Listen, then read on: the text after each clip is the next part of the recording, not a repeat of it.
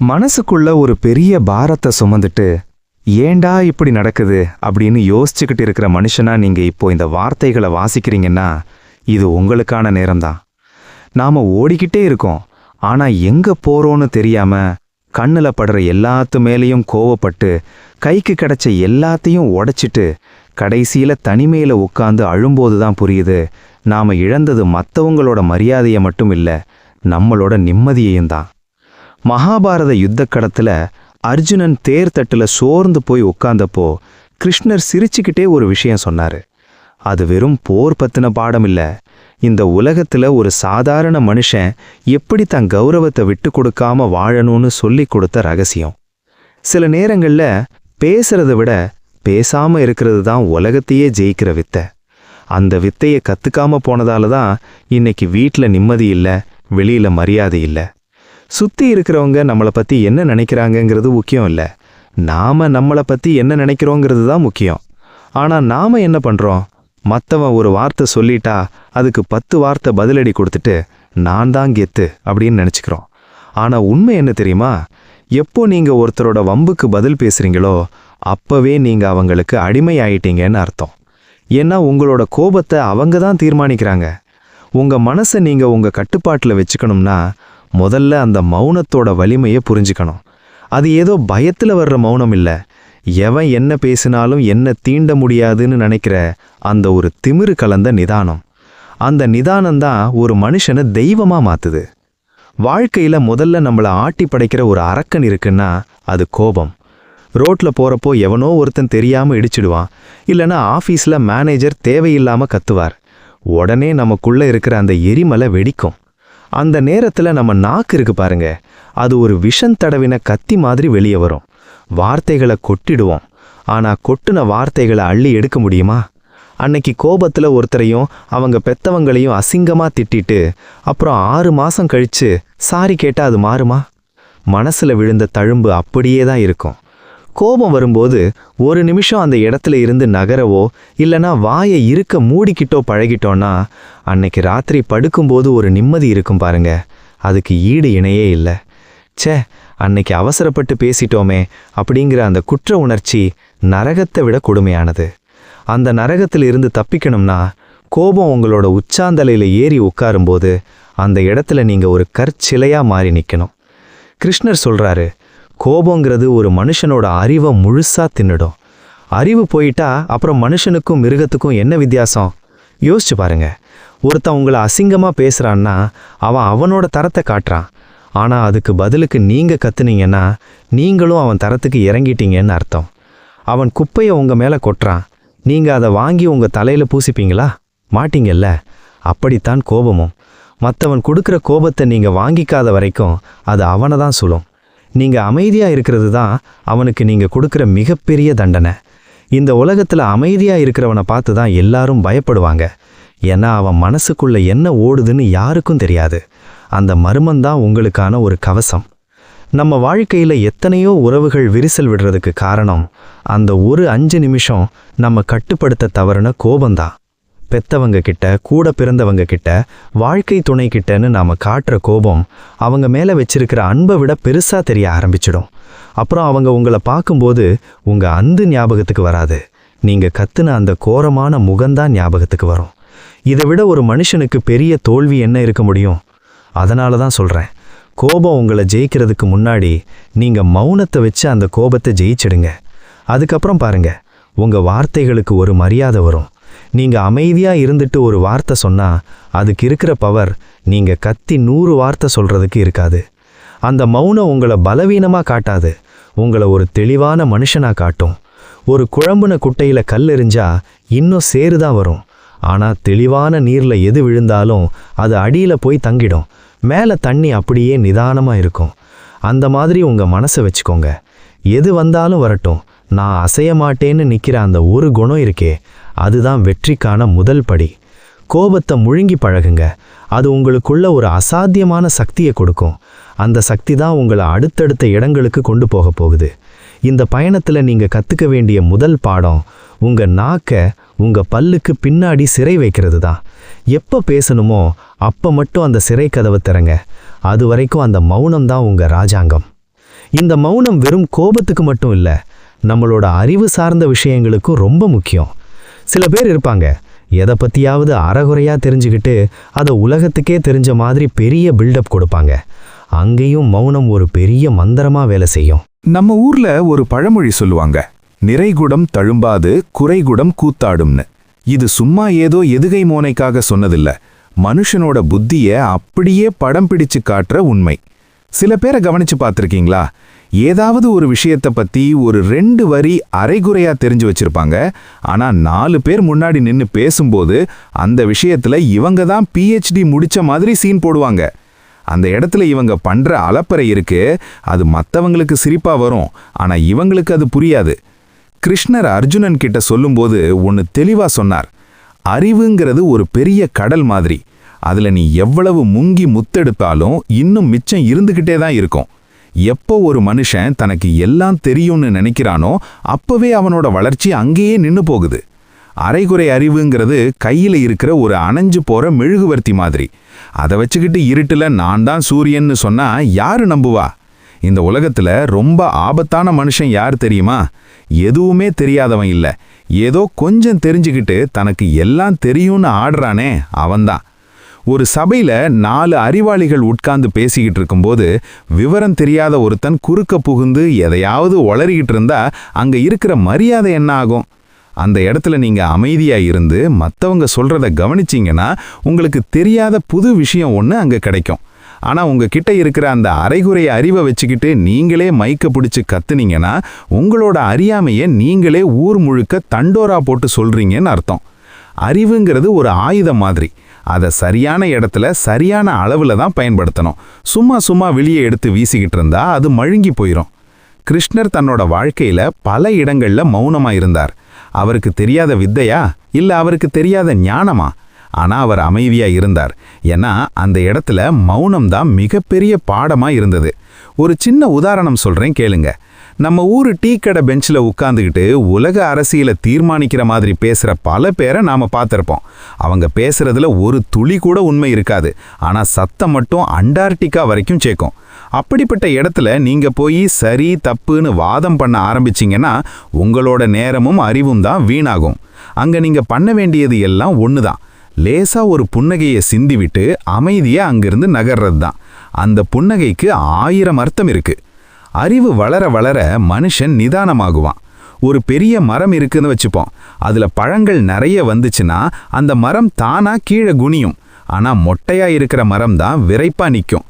அந்த மாதிரி தான் மனுஷனும். உங்ககிட்ட உண்மையான ஞானம் இருந்தா நீங்க மற்றவங்க கிட்ட உங்களை நிரூபிக்கணும்னு அவசியமே இல்லை. சூரியன் என்னைக்காவது வெளியே வந்து நான் தான் வெளிச்சம் தர்றேன் என்னை வந்து பாருங்கன்னு கூப்பிடுதா? அது பாட்டுக்கு உதிக்குது, உலகம் வெளிச்சமடையுது. உங்ககிட்ட திறமை இருந்தா அறிவு இருந்தா அது தானா வெளியே தெரியும். அதை நீங்க வாயால சொல்லிக்கிட்டு இருந்தா அதுக்கு பேரு அறிவில்ல, அது வெறும் அகங்காரம். அகங்காரம் கலந்த அறிவு எப்பவுமே அழிவுக்கு தான் வழிவகுக்கும். நாம் ஒரு புது வேலையில் சேர்றோன்னு வச்சுப்போம், இல்லைனா ஒரு புது பிஸ்னஸ் ஆரம்பிக்கிறோம். அங்கே இருக்கிற நுணுக்கங்கள் நமக்கு முழுசாக தெரியாது. அந்த நேரத்தில் எனக்கு இதெல்லாம் அப்படியே அத்துப்படி அப்படின்னு சொல்லி எதையாவது செஞ்சு சொதப்புறதை விட எனக்கு இதில் கொஞ்சம் சந்தேகம் இருக்குது நீங்கள் சொல்லிக் கொடுங்கன்னு கேட்குறவன் தான் புத்திசாலி. மௌனமாக இருந்து வேடிக்கை பார்க்குறவன் தான் வித்தையை சீக்கிரம் கற்றுக்குவான். ஆனால் அரைகுறை அறிவை வச்சுக்கிட்டு எனக்கு தெரியும்னு மாறுதட்டுறவன் கடைசி வரைக்கும் எதையுமே கற்றுக்காம முட்டாளாவே இருந்துருவான். வாழ்க்கையில தோத்து போற பல பேரு அறிவில்லாதவங்க இல்ல, தங்களுக்கு தெரியாததை மறைக்க தெரியாம பேசிக்கிட்டே இருந்தவங்க தான். கிருஷ்ணரோட போதனைப்படி ஒரு மனுஷன் எப்போ அமைதியா இருக்க கத்துக்கிறானோ அப்பதான் அவனோட காதுகள் திறக்கும். காதுகள் திறந்தாதான் பிரபஞ்சத்தோட ரகசியங்கள் உள்ள போகும். நீங்க பேசிக்கிட்டே இருந்தா உங்களோட சொந்த குரலை தவிர வேற எதையும் உங்களால கேட்க முடியாது. ஆனா அமைதியா இருந்தா மற்றவங்களோட அனுபவம், அவங்களோட தோல்வி, அவங்களோட வெற்றி, இது எல்லாத்துல இருந்தும் நீங்க பாடம் கத்துக்கலாம். ஒருத்தன் பேசிக்கிட்டு இருக்கும்போது குறுக்க பேசுறது அறிவாளித்தனம் இல்லை. அவன் பேசி முடிக்கிற வரைக்கும் அமைதியா கேட்டுக்கிட்டு அதுக்கப்புறம் ஒரே ஒரு வார்த்தை நறுக்குன்னு சொல்றான் பாருங்க, அவன்தான் தலைவன். அந்த ஒரு வார்த்தைக்காக தான் இந்த உலகம் காத்துக்கிட்டு இருக்கோம். மனசுக்குள்ள தெளிவில்லாம வெளியே சத்தம் போடுறது ஒரு காலி டப்பாவை உருட்டி விடுற மாதிரி. அதுல சத்தம்தான் அதிகமா இருக்கும், ஆனா உள்ள ஒண்ணுமே இருக்காது.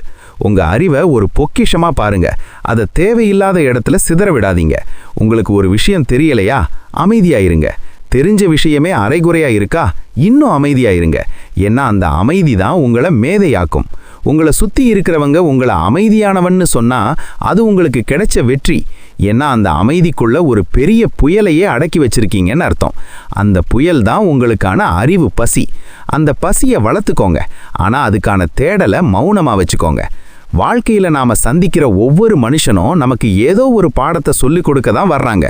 ஆனா நாம தான் எனக்கு எல்லாம் தெரியுங்கிற போதையில அவங்க சொல்றதை கேட்க தவறிடுறோம். இந்த உலகத்துல கத்துக்கிறதுக்கு இன்னும் கோடிக்கணக்கான விஷயங்கள் இருக்கு. ஒரு எறும்பு கிட்ட இருந்து கூட நாம ஒரு பாடத்தை கத்துக்கலாம். ஆனா அதுக்கு தேவை ஒரு அமைதியான மனநிலை. அந்த மனநிலை உங்களுக்கு வந்துட்டா அப்புறம் நீங்க தேடி போக வேண்டாம், ஞானம் உங்களை தேடி வரும். இந்த அரைகுறை அறிவு எப்படி ஆபத்தானதோ அதே மாதிரி தான் மற்றவங்களை கிண்டல் பண்ற இடத்துல நாம இருக்கிறதும். சில பேர் சிரிப்புங்கிற பேர்ல மற்றவங்க மனசை ரணப்படுத்துவாங்க. அந்த இடத்துல ஒரு மனுஷன் எப்படி இருக்கணும், அங்க மௌனம் எவ்வளவு முக்கியங்கிறத பத்தி நாம அடுத்து ரொம்ப ஆழமா பார்க்க போறோம். ஏன்னா ஒருத்தரோட கண்ணீருக்கு காரணமா இருக்கிறத விட அந்த இடத்துல ஒரு கல்லு மாதிரி மௌனமா நிக்கிறது எவ்வளவோ மேலானது. நம்ம ஊர்ல ஒரு பேச்சு உண்டு, நாக்குக்கு எலும்பு இல்லைன்னு எப்படி வேணா பேசக்கூடாதுன்னு. மற்றவங்களை கிண்டல் பண்றது, நக்கல் அடிக்கிறதுங்கிறது இன்னைக்கு தேதியில ஒரு பெரிய திறமை மாதிரி ஆகி போச்சு. 4 பேர் சேர்ந்துக்கிட்டு ஒருத்தரை மட்டம் தட்டி சிரிச்சா அது ஏதோ பெரிய கெத்துன்னு நினைக்கிறோம். ஆனா அந்த சிரிப்புக்கு பின்னாடி ஒருத்தனோட இதயம் சுக்கு நூறா உடையுதுங்கிறது அந்த நேரத்துல நம்ம கண்ணுக்கு தெரியாது. கிருஷ்ணர் மகாபாரதத்துல பாண்டவர்கள் பக்கம் நின்னதுக்கு முக்கியமான காரணமே கௌரவர்கள் பண்ண அந்த ஒரு தப்பு தான்.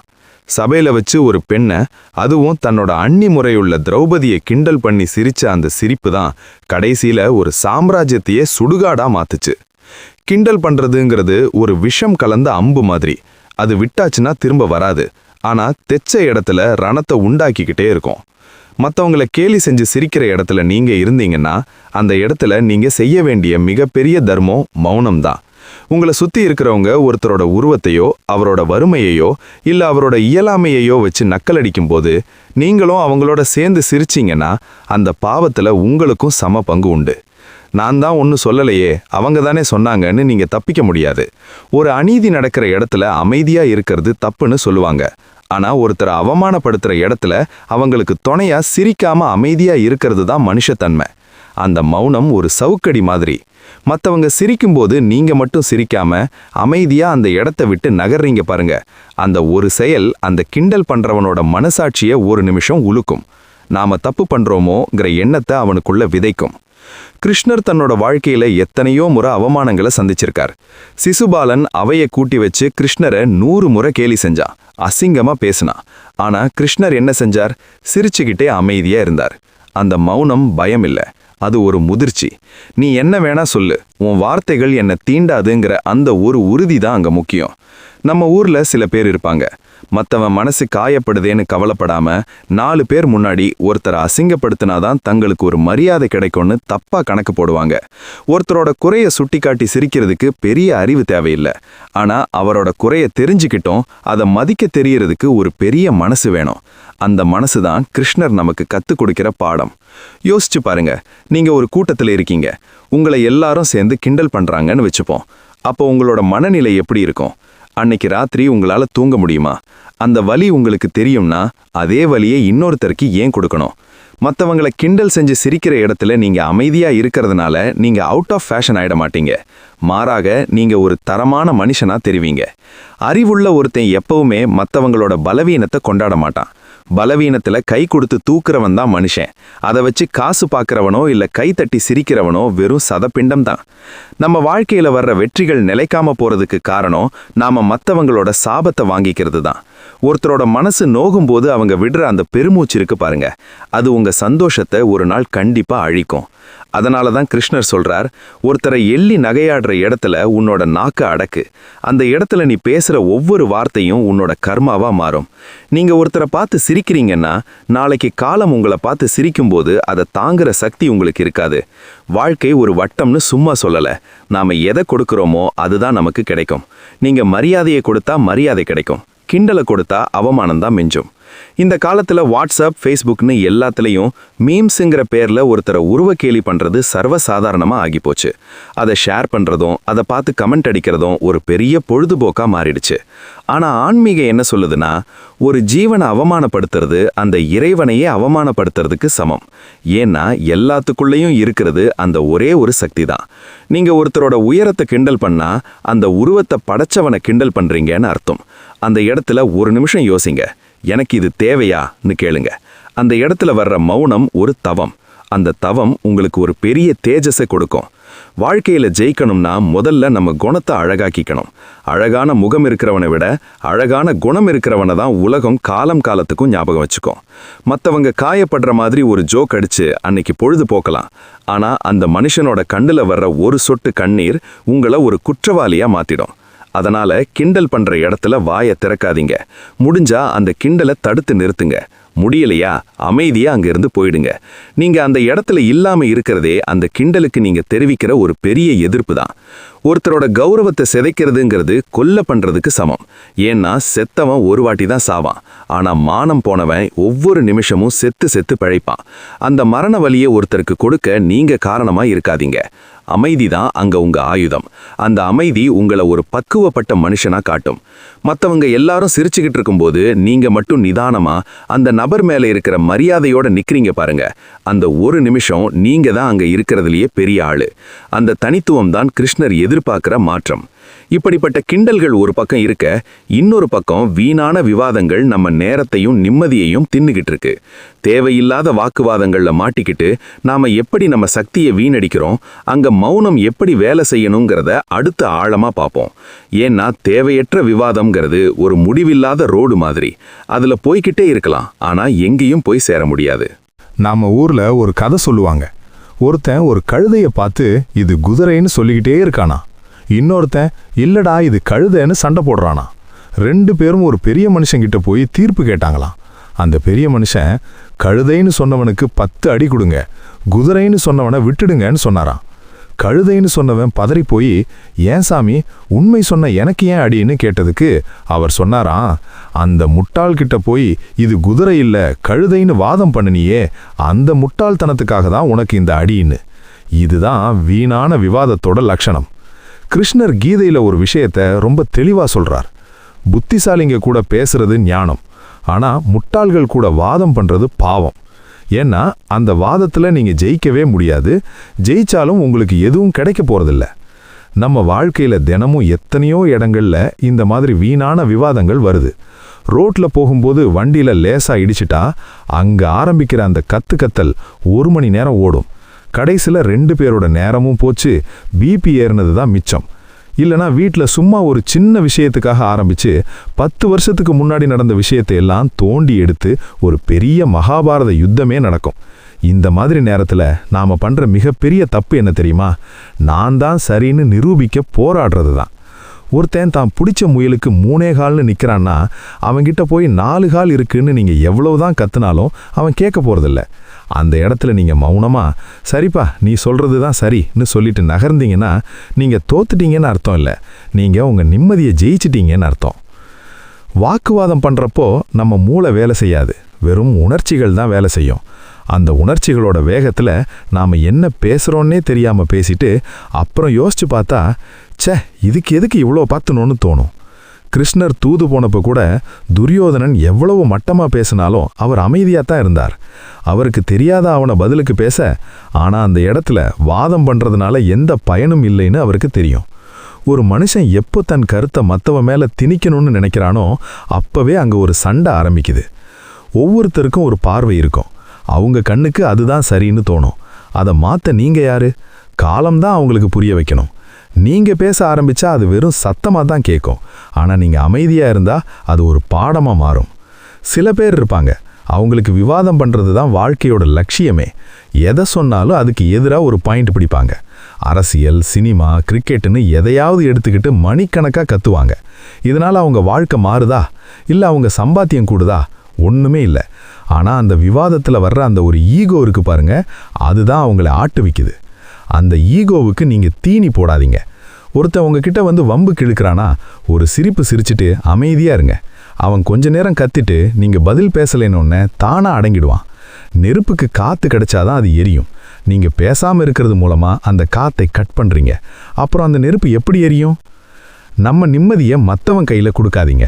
நீங்க எப்போ ஒரு விவாதத்துல இறங்குறீங்களோ அப்போ உங்களோட சந்தோஷத்தை அந்த எதிராளி தீர்மானிக்கிறான். அவன் ஒரு வார்த்தை தப்பா சொன்னா உங்களுக்கு கோபம் வருது, அவன் ஒரு வார்த்தை கேலியா சொன்னா உங்களுக்கு வலிக்குது. அப்படின்னா நீங்க அவனோட ரிமோட் கண்ட்ரோல் மாதிரி ஆகிட்டீங்கன்னு அர்த்தம். அவன் எந்த பட்டனை அமுக்குறானோ அந்த மாதிரி நீங்க ஆடுறீங்க. இது தேவையா? கிருஷ்ணர் சொல்ற அந்த ஸ்தித பிரக்ஞன் நிலைங்கிறது இதுதான். எது வந்தாலும் எவன் என்ன சொன்னாலும் கலங்காம இருக்கிறது. அந்த நிலைக்கு போகணும்னா முதல்ல இந்த வாயை அடக்கணும். தேவையில்லாத இடத்துல நம்ம கருத்தை சொல்லக்கூடாது. யாருக்காவது உண்மையாவே புரிய வைக்கணும்னு நினைச்சா அவங்க கேட்குற மனநிலையில் இருக்கும்போது நிதானமா சொல்லணும். அதை விட்டுட்டு நடு ரோட்ல நின்று கத்துறதுனால எந்த பிரயோஜனமும் இல்லை. வாழ்க்கையில பெரிய இடத்துக்கு போனவங்களையெல்லாம் கவனிச்சு பாருங்க. அவங்க அதிகமா பேச மாட்டாங்க. அவங்க வேலையை பார்ப்பாங்க, அவங்க உழைப்பு பேசும். ஆனா எதுவுமே செய்யாதவங்க தான் ஊர் முழுக்க பேசிட்டு திரிவாங்க. நீங்க ஒரு சாதனையாளராக மாறணும்னா உங்களோட சக்தியை சேமிச்சு வைக்கணும். ஒரு விவாதத்துல நீங்க செலவு பண்ற ஒவ்வொரு நிமிஷமும் உங்களோட இலக்கு அடைய வேண்டிய நேரத்திலிருந்து திருடப்படுற ஒரு நிமிஷம். அந்த ஒரு நிமிஷத்தை உங்களோட முன்னேற்றத்துக்காக பயன்படுத்துங்க. மற்றவங்களை திருத்துறது உங்க வேலை இல்லை, உங்களை நீங்க செதுக்கிக்கிறது தான் உங்க வேலை. அந்த வேலையில கவனத்தை சிதற விடாம இருக்கணும்னா இந்த விவாத பள்ளத்துல விழாம தப்பிக்கணும். நம்ம ஊர் பஞ்சாயத்துல எல்லாம் பார்த்துருப்பீங்க. சில பேர் சும்மா கத்திக்கிட்டே இருப்பாங்க. ஆனா கடைசில பெரிய மனுஷன் அமைதியா ஒரு தீர்ப்பு சொல்லுவார். அதுக்கு தான் கட்டுப்படுவாங்க. ஏன்னா அந்த அமைதிக்கு ஒரு அதிகாரம் இருக்கு. நீங்க கத்துறப்போ உங்க அதிகாரம் போயிடுது. நீங்க அமைதியா இருந்து பாருங்க, உங்களை சுத்தி இருக்கிறவங்க உங்ககிட்ட ஒரு மரியாதையோட நடந்துப்பாங்க. இவர்கிட்ட எதையும் பேசி ஜெயிக்க முடியாது, ஏன்னா இவர் பேச மாட்டேங்கிறாருன்னு அவங்களுக்கே ஒரு பயம் வரும். அந்த பயம்தான் உங்களுக்கான கவசம். அதுக்காக எல்லாத்துக்கும் தலையாட்டணும்னு அவசியம் இல்லை. ஆனால் எப்போ பேசணும், எப்போ மௌனமாக இருக்கணும்னு தெரியறது தான் புத்திசாலித்தனம். இந்த விவாதங்கள் வெறும் வெளியில் மட்டும் நடக்கிறதில்ல, சில சமயம் நம்ம மனசுக்குள்ளேயும் நடக்கும். துக்கமான நேரங்களில் மனசு ஏகப்பட்ட கேள்வி கேட்கும். அந்த துக்கம் நம்மளை வாட்டும்போது அங்கேயும் ஒரு மௌனம் தேவைப்படுது.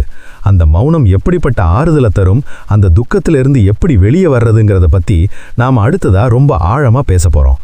ஏன்னா மனுஷன் உடையிற இடமே அந்த துக்கம்தான்.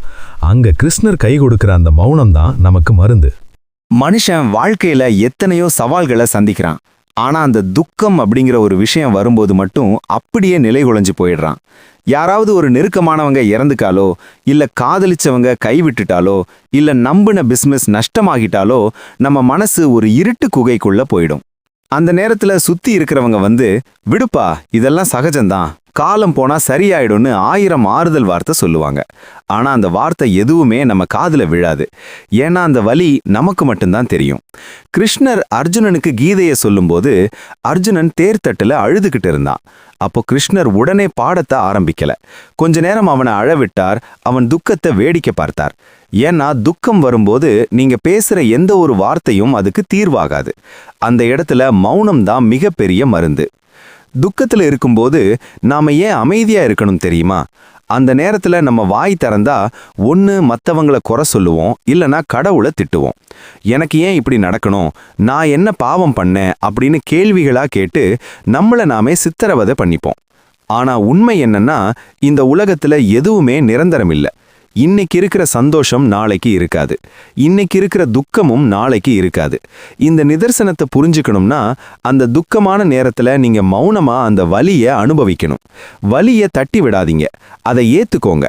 நீங்க எவ்வளவுக்கு அந்த துக்கத்தோட போராடுறீங்களோ அவ்வளவுக்கு அவ்வளவு அது உங்களை அமுக்கும். ஆனா நீங்க அமைதியா சரி இதுவும் என்னை கடந்து போகட்டும்னு உட்கார்ந்துகிட்டீங்கன்னா அந்த துக்கத்துக்கு உங்களை மேல அதிகாரம் செலுத்த தெரியாது. நம்ம ஊர்ல யாராவது இறந்துட்டா அந்த வீட்டுக்கு முன்னாடி எல்லாரும் அமைதியா உட்கார்ந்துருப்பாங்க. அங்க பேச்சுக்கு இடம் இருக்காது.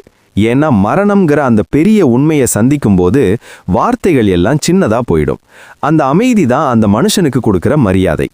அதே மாதிரி தான் உங்க வாழ்க்கையில ஒரு பெரிய இழப்பு வரும்போது நீங்க மௌனமா இருக்க பழகணும். மற்றவங்க கிட்ட போய் புலம்புறதுனால உங்க பாரம் குறையாது.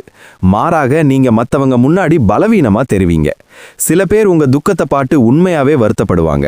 ஆனா பல பேர் அதை ஒரு கதையா கேட்டுட்டு போய்கிட்டே இருப்பாங்க. உங்க கண்ணீரை எல்லார்கிட்டையும் காட்டாதீங்க.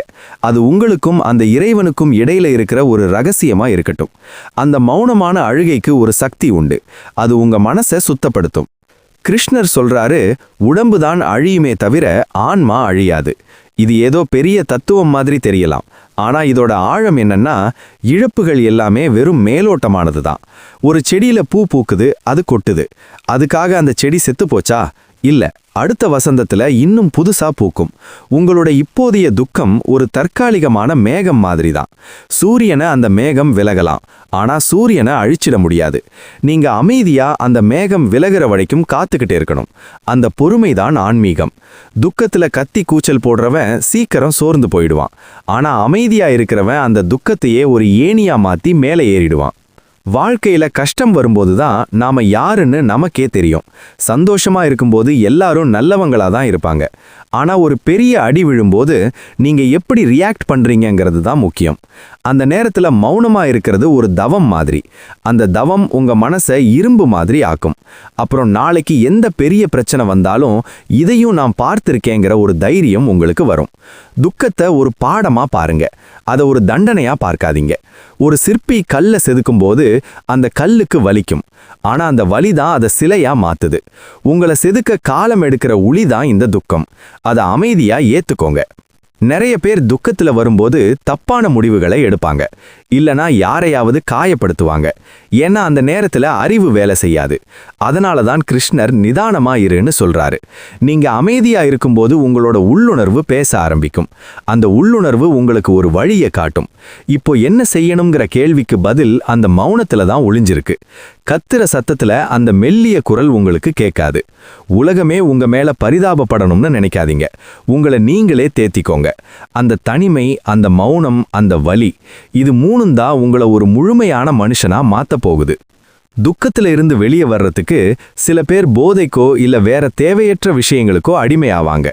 ஏன்னா அவங்களுக்கு அந்த மௌனத்தை தாங்குற சக்தி இல்லை. மனசுக்குள்ள இருக்கிற அந்த வெறுப்பைய அவங்களால ஜீரணிக்க முடியல. ஆனா நீங்க அந்த வெறுப்பைய நேசிங்க. அந்த வெறுப்பைக்குள்ளதான் புது ஆரம்பம் இருக்கு. ஒரு வயல்ல இருக்கிற பழைய பயிர்களை எரிச்சாதான் புதுசா விதை போட முடியும். உங்க பழைய நினைவுகளும் இழப்புகளும் எரியட்டும். அந்த சாம்பல்ல இருந்து நீங்க ஒரு ஃபீனிக்ஸ் பறவை மாதிரி எழணும். அதுக்கு தேவை ஒரு ஆழமான மௌனம். அந்த மௌனத்துல உங்களை நீங்க புதுப்பிச்சுக்கோங்க. துக்கம்ங்கிறது ஒரு இருட்டான பாதை. அந்த பாதையில நீங்க மட்டும்தான் நடக்கணும். மத்தவங்க கைப்பிடிச்சு கூட்டிட்டு போவாங்கன்னு எதிர்பார்க்காதீங்க. ஆனா அந்த இருட்டுல உங்க கூடவே ஒருத்தர் வர்றாரு. அவர்தான் அந்த கிருஷ்ணர். அவர் உங்ககிட்ட பேச மாட்டார். ஆனா நீங்க அமைதியா இருந்தா அவரோட இருப்பை உணர முடியும். அந்த உணர்வு உங்களுக்கு ஒரு பெரிய பலத்தை கொடுக்கும். நான் இருக்கேன், நீ பயப்படாதன்னு அவர் சொல்றது உங்க காதுக்கு கேட்காது. ஆனா உங்க மனசுக்கு தெரியும். அந்த தைரியத்தோட அந்த துக்கத்தை கடந்து வாங்க. இப்படி துக்கத்துல அழும்போதும் சரி, மத்தவங்க நம்மளை அசிங்கப்படுத்தும் போதும் அங்கேயும் ஒரு மௌனம் தேவைப்படுது. சில பேர் நம்மளை வேணும்னே மட்டம் தட்டுவாங்க, அவமானப்படுத்துவாங்க. அந்த அவமானத்தை எப்படி ஒரு ஆயுதமா மாத்துறது, அங்க மௌனம் எப்படி நம்மளை காப்பாத்துங்கிறத பத்தி நாம அடுத்ததா பார்க்க போறோம். ஏன்னா அவமானம்ங்கிறது ஒரு மனுஷனை அழிக்கவும் செய்யும், இல்லைன்னா அவனை உலகத்துக்கே அரசனாகவும் மாத்தும். நம்ம ஊர்ல ஒரு கதை உண்டு, அவமானப்படுற இடத்துல தான் அதிகமாக வாழணும்னு. ஏன்னா ஒரு மனுஷனை அடித்து வீழ்த்துறதை விட அவன் மனசை அசிங்கப்படுத்தி வீழ்த்துறது ரொம்ப சுலபம்.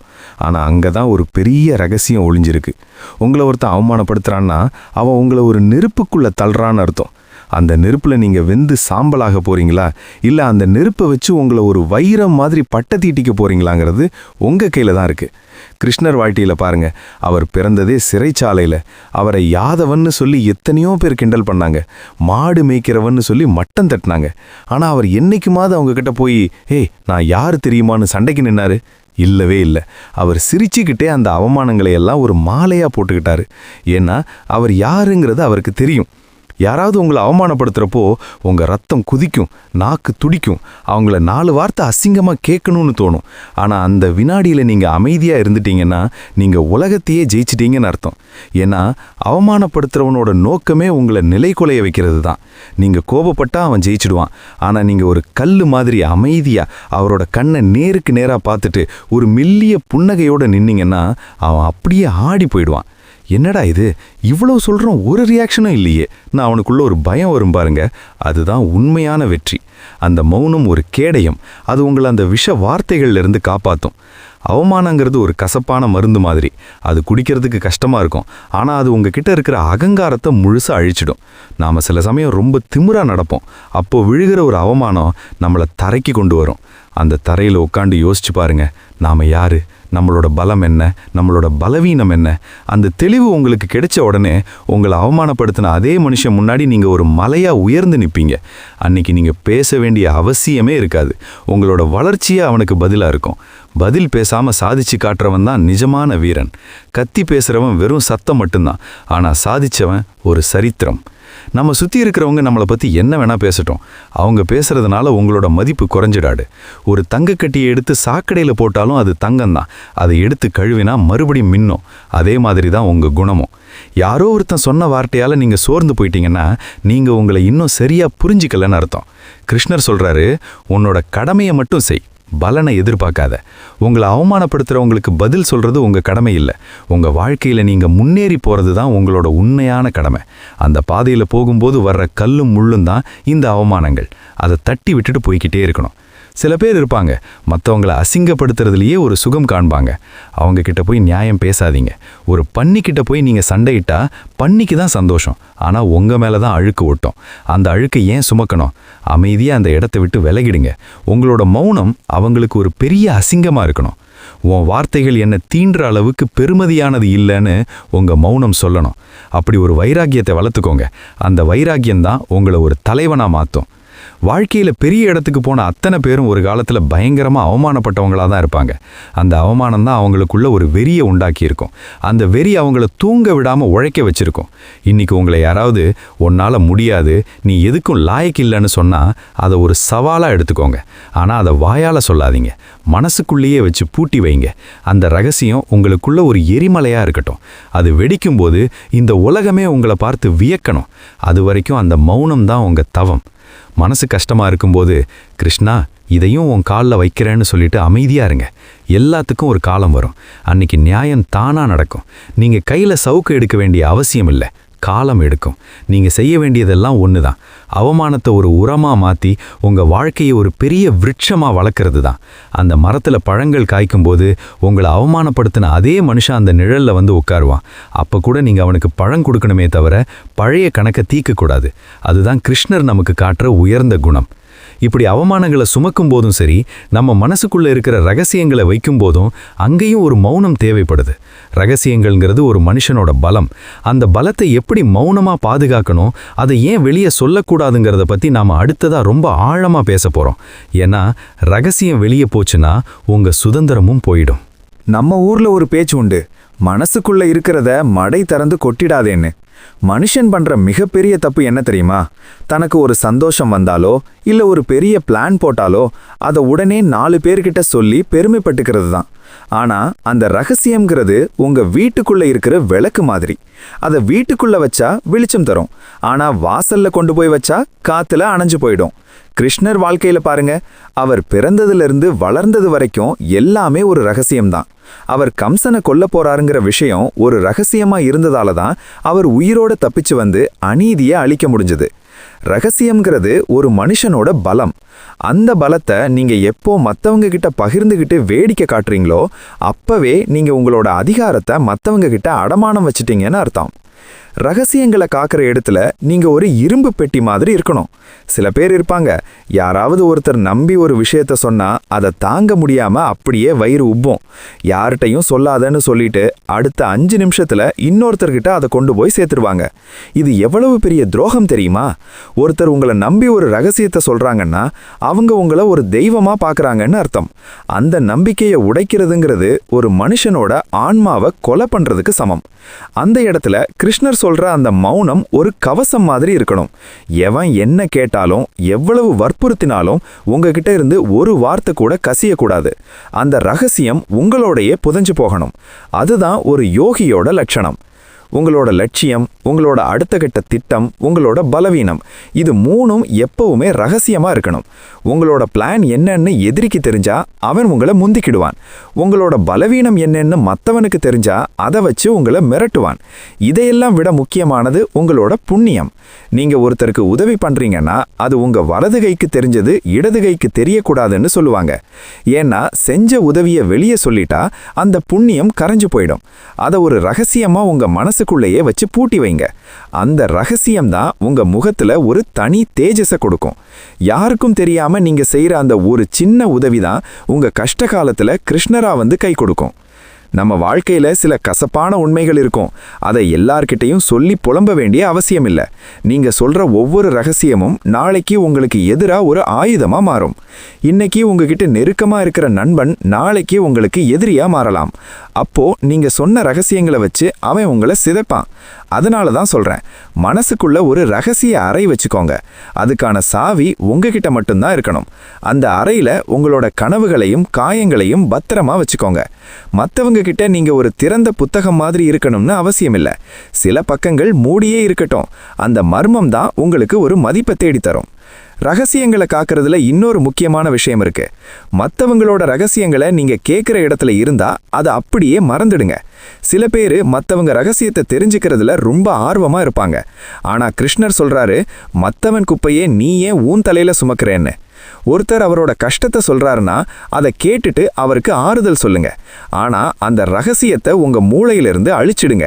அது உங்களுக்கு சம்பந்தம் இல்லாத ஒரு விஷயம். அதை இன்னொருத்தர்கிட்ட சொல்றதுனால உங்களுக்கு எந்த லாபமும் இல்லை. ஆனா பாவம் மட்டும் மூட்டை மூட்டையா வந்து சேரும். மௌனமா ஒருத்தரோட ரகசியத்தை சுமக்கிறவன் தான் உண்மையான நண்பன். வாழ்க்கையில ஜெயிக்கணும்னா உங்க வாய்க்கு ஒரு பூட்டு போடுங்க. எப்போ பேசணுமோ அப்ப மட்டும் பேசுங்க. முக்கியமா உங்களோட அடுத்த மூவ் என்னங்கிறத எவனுக்கும் தெரியாம ரகசியமா வைங்க. சிங்கம் வேட்டையாடும் போது கத்திக்கிட்டே வராது. அது புதருக்குள்ள ரகசியமா பதுங்கி இருக்கும். அந்த மௌனம் தான் அந்த வேட்டைக்கான வெற்றி. நீங்களும் உங்க வாழ்க்கையில ஒரு பெரிய இலக்கை அடையணும்னா அந்த பாதையில அமைதியா பயணியுங்க. ஜெயிச்சதுக்கு அப்புறம் உங்க வெற்றியே உலகத்துக்கு சத்தமா சொல்லும். அது வரைக்கும் நீங்க யாரு, என்ன பண்றீங்கிறது ஒரு மர்மமாவே இருக்கட்டும். அந்த மர்மம் தான் உங்களை சுத்தி ஒரு காந்த சக்தியை உருவாக்கும். ரகசியங்களை வைக்கும்போது மனசுக்குள்ள ஒரு பாரம் இருக்கிற மாதிரி தோணலாம். அதை தீர்க்கிறதுக்கு தான் பிரார்த்தனை இருக்கு. உங்க மனசுல இருக்கிற எல்லாத்தையும் அந்த இறைவன் கிட்ட கொட்டுங்க. அவர் ரகசியங்களை காக்கிறதுல பெரிய ஆளு. நீங்க அவர்கிட்ட என்ன சொன்னாலும் அது வெளியே போகாது. அந்த உறவு தான் ரொம்ப உண்மையானது. மனுஷங்க கிட்ட சொல்றதை விட அந்த பரம்பொருள் கிட்ட சொல்லுங்க. அங்க வர்ற அந்த அமைதி உங்களுக்கு ஒரு பெரிய நிம்மதியை தரும். அந்த பிரார்த்தனை நேரத்துல நீங்க எப்படி இருக்கணும், அங்க மௌனம் எவ்வளவு முக்கியம்ங்கிறத பத்தி நாம அடுத்ததா ரொம்ப ஆழமா பேச போறோம். ஏன்னா பிரார்த்தனைங்கிறது நீங்க கடவுள்கிட்ட பேசுறதில்ல, கடவுள் உங்ககிட்ட பேசுறதுக்கான ஒரு வழி. ரகசியங்களை காக்கிறது ஒரு கலை. அந்த கலையை கத்துக்கிட்டவன் எதற்கும் அஞ்ச மாட்டான். ஏன்னா அவனோட பலம் அவன் உள்ளேயே பத்திரமா இருக்கு. அந்த பலத்தோட நீங்க தியானத்திலையும் பிரார்த்தனையிலையும் உட்காரும் போது ஒரு மௌன புரட்சி நடக்கும்.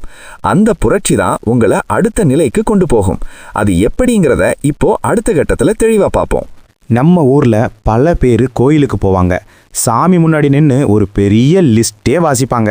சாமி, எனக்கு அந்த வேலை கிடைக்கணும், என் பையனுக்கு கல்யாணம் ஆகணும், பக்கத்து வீட்டுக்காரன் நாசமாக போகணும்னு ஒரு மனுவே கொடுப்பாங்க. ஆனால் கிருஷ்ணர் கீதையில் ஒரு இடத்துல சொல்கிறாரு, உனக்கு என்ன வேணும்னு எனக்கு தெரியும், நீ சொல்லி தான் எனக்கு தெரியுங்கன்னு அவசியம் இல்லைன்னு. பிரார்த்தனைங்கிறது நாம் கடவுள்கிட்ட கோரிக்கை வைக்கிற இடம் இல்லை. நம்மளோட அகங்காரத்தை அடக்கி அந்த பரம்பொருள்கிட்ட நம்மளை ஒப்படைக்கிற இடம். அந்த இடத்துல நீங்கள் எவ்வளவு மௌனமாக இருக்கீங்களோ அவ்வளவு அந்த இறைவனோட குரல் உங்களுக்கு கேட்கும். தியானம் பண்ணும்போது கண்ணை மூடிக்கிட்டு மனசுக்குள்ள 1000 கணக்கு போட்டுக்கிட்டு இருந்தா அதுக்கு பேர் தியானம் இல்லை, அது வெறும் வேஷம். மௌனம்தான் உண்மையான பிரார்த்தனை. பிரார்த்தனை நேரத்தில் நாம் ஏன் பேசக்கூடாது தெரியுமா? வார்த்தைகள் எப்போவுமே பொய்யானவை. நாம் ஒரு விஷயத்தை சொல்லும்போது அதை அழகாக்க பார்ப்போம், இல்லைன்னா மறைக்க பார்ப்போம். ஆனால் மௌனத்தில் நீங்கள் அப்படியே நிர்வாணமாக நிற்கிறீங்க. உங்கள் மனசில் இருக்கிற அழுக்கு, ஆசை, பயம் எல்லாம் அந்த மௌனத்தில் பளிச்சுன்னு தெரியும். அந்த உண்மையை நீங்கள் ஏற்றுக்கிறப்போ தான் கடவுள் உங்கள் கை பிடிக்கிறார்.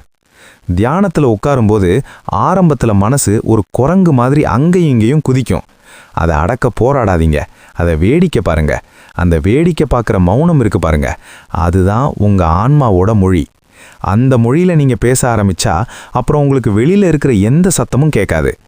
கிருஷ்ணர் குழல் ஊதுறப்போ அந்த கோபியர்கள்லாம் அப்படியே மெய் மறந்து நிற்பாங்க. ஏன்னா அந்த இசையில் ஒரு மௌனம் இருந்தது. அந்த மௌனம் அவங்க மனசை உருக்குச்சு. உங்கள் பிரார்த்தனையும் அப்படி தான் இருக்கணும். நீங்கள் சாமி முன்னாடி நிற்கும்போது வார்த்தைகளை தேடாதீங்க.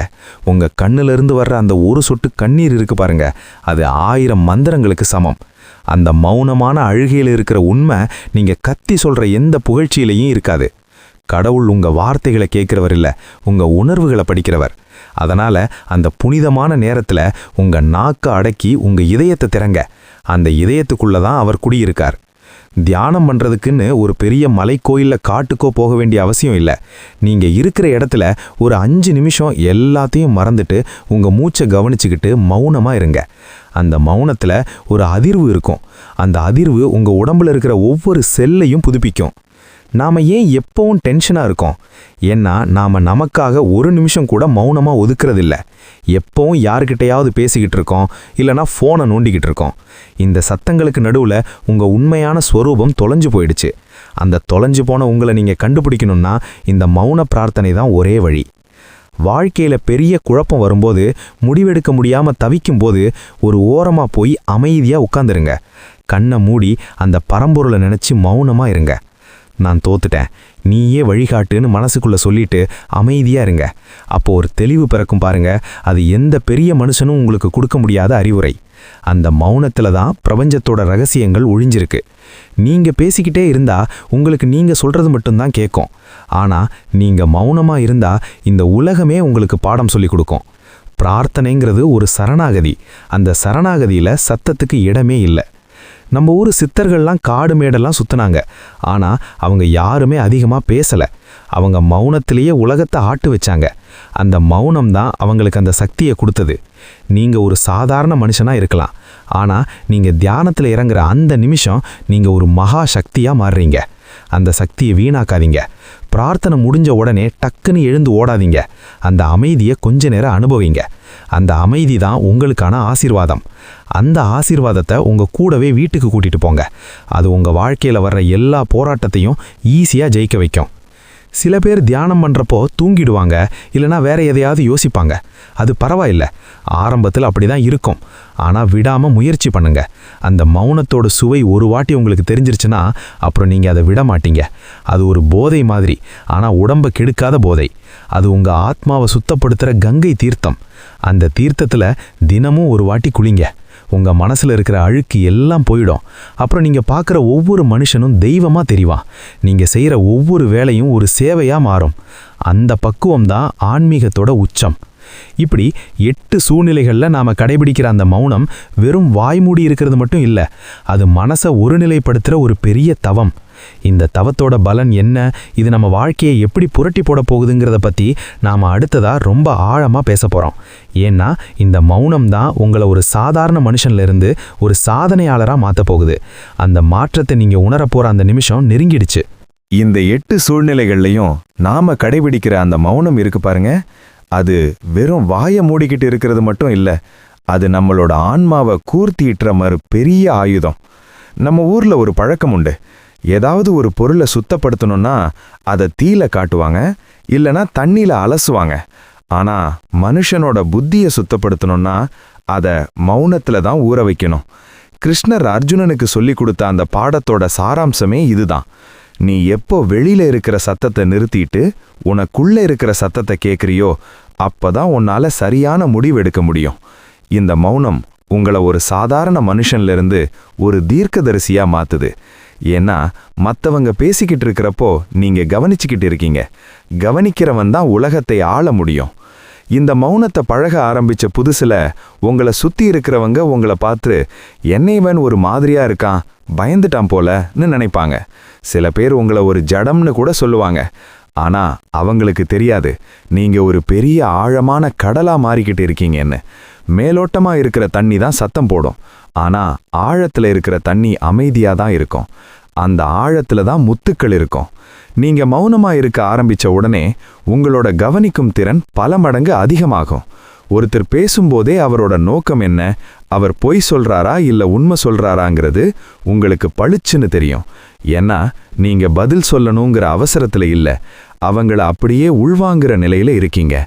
அந்த தெளிவு தான் கிருஷ்ணர் நமக்கு கொடுத்த மிகப்பெரிய வரம். வாழ்க்கையில வர்ற ஒவ்வொரு சவாலும் நம்மளை சோதிக்க வரும்போது நாம பதற்றப்படாம மௌனமா இருந்தா அந்த சவாலே பயந்து ஓடிடும். ஒரு சின்ன உதாரணம் சொல்றேன். ஒரு நாய் உங்களை பார்த்து குறைக்குதுன்னு வச்சுப்போம். நீங்களும் பதிலுக்கு குறைச்சா அது இன்னும் வேகமா வரும். ஆனா நீங்க அதை ஒரு பொருட்டாம மதிக்காம அமைதியா உங்க பாதையில நடந்து போய்கிட்டே இருந்தா அது கொஞ்ச நேரம் குறைச்சிட்டு தானா நின்னுடும். இந்த உலகம் ஒரு குறைக்கிற நாய் மாதிரி தான். நீங்க சாதிக்கணும்னு நினைக்கும்போது 1000 பேர் 1000 விதமா குறைப்பாங்க. அங்க நீங்க வாயை திறந்தீங்கன்னா உங்க வேகம் குறைஞ்சிடும். ஆனா மௌனமா இருந்தா நீங்க நினைச்ச இலக்க சீக்கிரம் அடைஞ்சிடுவீங்க. உங்களோட மௌனம் தான் அவங்களுக்கான மிகப்பெரிய சவுக்கடி. மௌனமா இருக்கிறதுனால இன்னொரு பெரிய லாபம் இருக்கு. உங்களோட ஆற்றல் வீணாகாது. நாம ஒரு நாளைக்கு எவ்வளவோ தேவையற்ற வார்த்தைகளை பேசுறோம். அந்த ஒவ்வொரு வார்த்தையும் நம்ம உடம்புல இருக்கிற சக்தியை செலவு பண்ணுது. ஆனா நீங்க மௌனமா இருக்கும்போது அந்த சக்தி உங்களுக்குள்ளேயே சேமிக்கப்படுது. அந்த சேமிக்கப்பட்ட சக்தி தான் உங்களோட மூளையை தெளிவாக்கும், உங்க உடம்ப தெம்பாக்கும். பெரிய பெரிய யோகிகள் எல்லாம் வருஷக்கணக்கில் மௌன விரதம் இருந்ததுக்கு இதுதான் காரணம். அவங்க பேசாம இருந்ததுனால தான் அவங்களால இயற்கையை தன்வசப்படுத்த முடிஞ்சது. நீங்க வருஷக்கணக்கில் இருக்க வேண்டாம். ஒரு நாளைக்கு ஒரு மணி நேரம் மௌனமா இருந்து பாருங்க. அந்த 1 மணி நேரத்துல வர்ற ஐடியாக்கள் நீங்க 10 வருஷம் யோசிச்சாலும் வராத அளவுக்கு பிரம்மாண்டமா இருக்கும். கிருஷ்ணர் சொல்றாரு, எவன் ஒருவன் இன்பத்திலும் துன்பத்திலும் சமமாயிருக்கானோ அவனே உண்மையான ஞானி. அந்த சமநிலையை அடைய மௌனம்தான் ஒரே ஏணி. யாராவது உங்களை புகழும்போது ரொம்ப துள்ளி குதிக்காதீங்க. யாராவது திட்டும்போது அப்படியே சோர்ந்து போயிடாதீங்க. புகழ்ச்சியும் இகழ்ச்சியும் உங்களை பாதிக்காத அளவுக்கு நீங்க ஒரு கல் மாதிரி மௌனமா இருக்க பழகணும். அந்த நிலை வந்துட்டா அப்புறம் உங்களை யாராலும் அசைக்க முடியாது. நீங்க ஒரு ராஜாவா வாழ்வீங்க. மற்றவங்க கொடுக்கிற அங்கீகாரத்துக்காக நீங்க ஓட வேண்டிய அவசியமில்லை. உங்க மனசாட்சி உங்களுக்கு சான்றிதழ் கொடுத்தா போதும். அந்த மௌனமான உரையாடல் தான் ரொம்ப முக்கியம். நம்ம மனசுக்குள்ள ஒரு பெரிய குப்பை தொட்டி இருக்கு. அதுல பழைய கசப்பான நினைவுகள், பயம், பொறாமைன்னு எல்லாம் நிறைஞ்சு கிடக்கு. நீங்க மௌனமா தியானத்துல உட்காரும்போது அந்த அழுக்கெல்லாம் ஒன்று ஒன்றா மேலே வரும். அப்போ அதையெல்லாம் பார்த்து பயந்துடாதீங்க. அதையெல்லாம் அப்படியே வேடிக்கை பாருங்க. ஆமா, எனக்குள்ள இப்படி ஒரு அழுக்கு இருக்கு, அது போகட்டும்னு அமைதியா இருந்தா அந்த மௌனமே அந்த அழுக்கை சுத்தப்படுத்திடும். ஒரு கிளாஸ் தண்ணியில இருக்கிற அழுக்கு தானா அடியில போய் தங்கணும்னா அந்த கிளாஸை அசைக்காம அப்படியே வைக்கணும். உங்க மனசு தான் அந்த கிளாஸ், மௌனம் தான் அந்த அசையாத நிலை. அந்த நிலை வந்துட்டா உங்க மனசு ஒரு கண்ணாடி மாதிரி தெளிவாயிடும். அப்புறம் அதுல உங்களோட உண்மையான முகம் தெரியும். வாழ்க்கையில வெற்றி பெறதுங்கிறது ஏதோ மற்றவங்களை வீழ்த்துறதில்ல, உங்களை நீங்களே ஜெயிக்கிறது தான் உண்மையான வெற்றி. உங்களோட கோபத்தை, உங்களோட ஆசையை, உங்களோட பயத்தை எப்போ நீங்க மௌனத்தால ஜெயிக்கிறீங்களோ அப்போ நீங்க தான் வெற்றியாளர். இந்த 8 சூழ்நிலைகள்லையும் நீங்க மௌனமா இருக்கிறதுக்கு ஒரு பெரிய மனதிடம் வேணும். அந்த திடம் தான் உங்களை ஒரு ஹீரோவா மாத்த போகுது. நீங்க பேசாம சாதிக்கிற ஒவ்வொரு விஷயமும் இந்த உலகத்துல ஒரு பெரிய தாக்கத்தை உண்டாக்கும். உங்களோட வெற்றியே சத்தமா இருக்கணுமே தவிர உங்களோட வார்த்தைகள் இல்ல. அந்த பாதையில தான் கிருஷ்ணர் நம்ம கூட்டிட்டு போறாரு. இப்போ நாம இந்த தேடலோட கடைசி பகுதிக்கு வந்துட்டோம். இதுவரைக்கும் நாம பார்த்த அந்த 8 விஷயங்களும் உங்க வாழ்க்கையில எப்படி ஒரு மேஜிக் பண்ண போகுது, நீங்க எப்படி ஒரு புது மனுஷனா மாற போறீங்கங்கிறத பத்தி அந்த உச்சக்கட்ட நிறைவு பகுதியில நாம பார்க்க போறோம். அந்த பகுதி உங்களை ஒரு பெரிய உத்வேகத்துக்கு கொண்டு போக போகுது. உங்க வாழ்க்கையை நீங்க மாத்த போற அந்த வினாடி இப்போ ஆரம்பிக்குது. இப்போ நாம இந்த நெடிய பயணத்தோட உச்சாணி கிளைக்கு வந்துட்டோம். இத்தனை நேரம் நாம பேசின அந்த 8 இடங்கள்ல கடைபிடிக்கிற மௌனம் இருக்கு பாருங்க, அது வெறும் ஒரு கட்டுப்பாடு இல்ல, அது உங்க ஆன்மாவோட விஸ்வரூபம். கிருஷ்ணர் ஏன் அர்ஜுனனுக்கு இவ்வளவு தூரம் வழிகாட்டினார் தெரியுமா? ஒரு மனுஷன் தான் யாருன்னு தெரிஞ்சுக்கிட்டா அப்புறம் அவனை இந்த உலகத்துல எதனாலையும் அசைக்க முடியாதுங்கிறதுக்காகத்தான். மௌனம்ங்கிறது ஒரு தவம்னு சொன்னேன் பாருங்க, அந்த தவத்தோட பலனை நீங்க அறுவடை செய்யற நேரம் இதுதான். நீங்க அமைதியா இருக்கும்போது உங்களை சுத்தி ஒரு மகா சக்தி உருவாகுது. அந்த சக்தி உங்களை ஒரு இரும்பு மனிதனா மாத்துது. இப்போ நீங்க பழைய ஆள் இல்ல. கோபத்துல கத்துன அந்த ஆள் செத்துட்டான். அவமானத்துல குறுகி போய் நின்ன அந்த பழைய உருவம் மறைஞ்சு போச்சு. இப்போ உங்க முன்னாடி நிக்கிறது ஒரு தெளிவான, தீர்க்கமான, அமைதியான ஒரு புதிய மனுஷன். இந்த உலகத்துல ஜெயிக்கிறதுக்கு பெரிய சத்தம் போடணும்னு அவசியம் இல்ல. உண்மையிலேயே பலமானவன் எப்பவும் அமைதியா தான் இருப்பான். சிங்கம் கர்ஜிக்கிறது வேட்டைக்காக இல்ல, அது தன்னோட எல்லையை அறிவிக்கிறதுக்காகத்தான். ஆனா அது வேட்டையாடும்போது ஒரு சத்தம் கூட இருக்காது. உங்க வாழ்க்கையும் அப்படித்தான் இருக்கணும். உங்களோட லட்சியம் என்ன, நீங்க எதை நோக்கி ஓடுறீங்கிறது யாருக்கும் தெரியக்கூடாது. நீங்க சாதிச்சு முடிச்சதுக்கு அப்புறம் வர்ற அந்த ஒரு நிசப்தம் இருக்கு பாருங்க, அதுதான் உங்களோட உண்மையான வெற்றி. கிருஷ்ணர் போர்க்களத்துல ஆயுதம் எடுக்காமையே ஜெயிச்சார். எப்படின்னு யோசிச்சு பாத்தீங்களா? அவரோட மௌனம், அவரோட புன்னகை, அவரோட வியூகம், இது மூணும் தான் எதிரிகளை நிலை கொலைய வச்சுது. நீங்களும் உங்க வாழ்க்கை போர்க்களத்துல ஆயுதம் எடுக்காம ஜெயிக்கணுமா அப்படின்னா அந்த மௌனத்தை பழகிக்கோங்க. மனுஷ வாழ்க்கைங்கிறது ஒரு நீர்க்குமிழி மாதிரி. அது எப்ப வேணா உடையலாம். ஆனா அந்த உடையிற நிமிஷம் வரைக்கும் நாம எப்படி வாழ்ந்தோங்கிறது தான் முக்கியம். மற்றவங்க கூட சண்டை போட்டு வீணான வாதம் பண்ணி பொறாமப்பட்டு நம்ம நேரத்தை ஏன் வீணாக்கணும்? அதுக்கு பதிலா அந்த நேரத்துல அமைதியா இருந்து நமக்கு பிடிச்ச வேலையை செஞ்சுட்டு போயிடலாம்ல. இந்த நிமிஷத்துல இருந்து ஒரு உறுதி எடுங்க. யார் என்ன சொன்னாலும் நான் என் நிம்மதியை இழக்க மாட்டேன். எவன் என்ன காயம் பண்ணினாலும் நான் பதிலுக்கு காயம் பண்ண மாட்டேன். என் மௌனம்தான் என் பதில்னு மனசுக்குள்ள சொல்லிக்கோங்க. அந்த ஒரு உறுதி உங்களுக்குள்ள ஒரு பெரிய மலையையே நகர்த்துற சக்தியை கொடுக்கும். நீங்க அமைதியா இருக்கும்போது கடவுள் உங்களுக்காக வேலை செய்ய ஆரம்பிப்பார். நீங்க பேச ஆரம்பிச்சா கடவுள் ஒதுங்கி நின்னு வேடிக்கை பார்ப்பார். உங்களுக்கு எது வேணும்னு நீங்களே முடிவு பண்ணிக்கோங்க. வாழ்க்கையில தோல்விங்கிறது ஒரு முடிவே இல்லை. அது ஒரு ரீஸ்டார்ட் பட்டன் மாதிரி. நீங்க தோத்து போய் உட்கார்ந்துருக்கும்போது உலகம் உங்களை ஏளனமா பார்க்கும். அப்போ நான் வருவேன்னு கத்தாதீங்க.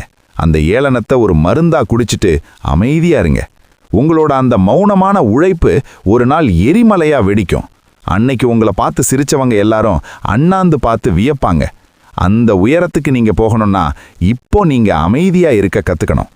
அமைதிங்கிறது பயம் இல்லை, அது ஒரு தயார் நிலை. ஒரு அம்பை எய்யணும்னா அதை எவ்வளவு தூரம் பின்னாடி இழுக்கிறோமோ அவ்வளவு வேகமா அது முன்னாடி பாயும். அந்த பின்னாடி இழுக்கிற மௌனமான நிலைதான் இப்போ நீங்க இருக்கிறது. உங்க மனசு ஒரு பெரிய கோயில். அந்த கோயிலுக்குள்ள தேவையில்லாத சத்தங்களை கொண்டு வராதீங்க. மற்றவங்களோட கிண்டல், கேலி, அவமானம் இதெல்லாம் வெளியவே இருக்கட்டும். கோயிலுக்குள்ள அந்த பரம்பொருளோட மௌனம் மட்டும் இருக்கட்டும். அந்த மௌனத்துல நீங்க உங்களை உணர்வீங்க. அகம் பிரம்மாஸ்மின்னு சொல்லுவாங்க. அதாவது நானே அந்த பரம்பொருள்னு. அந்த உண்மையை நீங்க உணரணுமா? சத்தத்தை நிறுத்துங்க. காதுகளை மூடிக்கிட்டு உள்ளுக்குள்ள கேளுங்க. அங்க ஒரு ஓங்கார சத்தம் கேட்கும். அந்த சத்தம் தான் உங்களுக்கான வழித்துணை. அந்த சத்தம் உங்களை ஒருபோதும் கைவிடாது. நீங்க ஒரு தனி மனுஷன் இல்ல, நீங்க இந்த பிரபஞ்சத்தோட ஒரு அங்கமா மாறிடுவீங்க. அப்புறம் உங்களுக்கு ஏது பயம், ஏது கவலை? இந்த நிமிஷம் நீங்க ஒரு தீர்க்கமான முடிவெடுக்கணும். பழைய கசப்புகளை எல்லாம் இப்பவே இந்த இடத்துலயே உதறி தள்ளிடுங்க. உங்களை அவமானப்படுத்தினவங்கள மன்னிச்சிடுங்க. உங்களை காயப்படுத்தினவங்கள மறந்துடுங்க.